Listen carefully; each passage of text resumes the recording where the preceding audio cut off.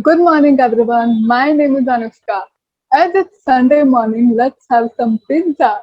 Suppose you are hungry and your pizza arrives. You start to eat.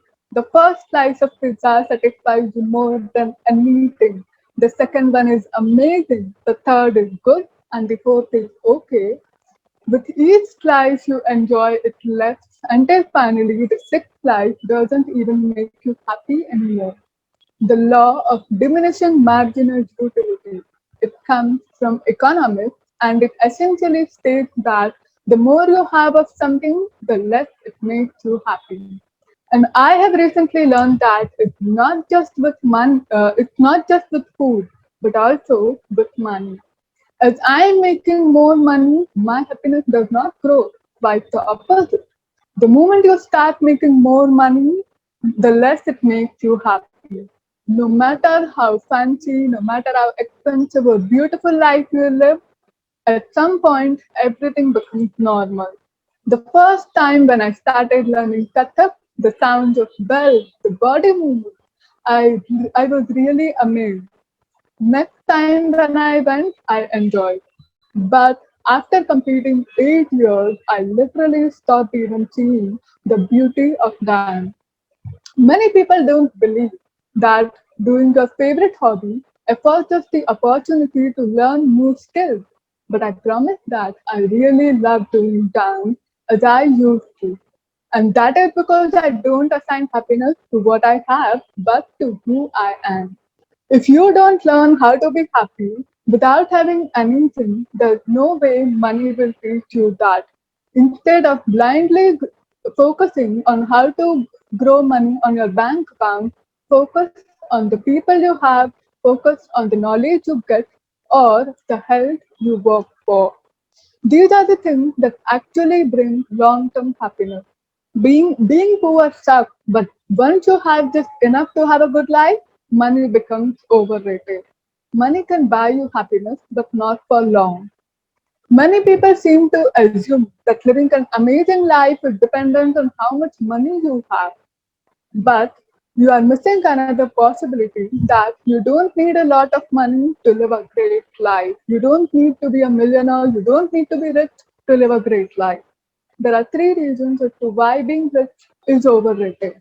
The first one is small delights bring more joy than big and expensive ones. Small delights like a covered strawberries, a box of chocolates is more fulfilling than a big blowout and annual gift to yourself. In this way, even rich people are limited by their funds.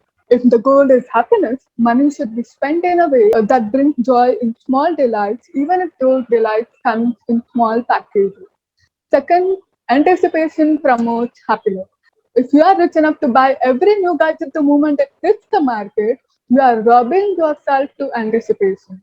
That feeling of yearning and desire, which brings intense feeling of happiness when we finally attain the things we have been deprived. The pleasure that attains from happiness does not feel as a staying power of happiness when we are yearning for anything. For example, people often look forward for a vacation and derive joy from the vacation than the actual experience of vacation itself. Third, rich people tend to spend more time in working. Our happiness is largely determined on how we spend our time. As the person's income rises, he largely focuses on shopping or spending time running errands. But am I spending the time that's worthwhile? What's the meaning of all this stuff? Striking a balance between work and play is more important whether you are rich or not. Happiness does not have time. From my own experience, I see many people getting gifts like mobile phones, laptops, and other electronic gadgets on their birthdays, and where we spend a lot of money. Do you think we should gift these things? What if we spend helping people, like giving money to the poor people?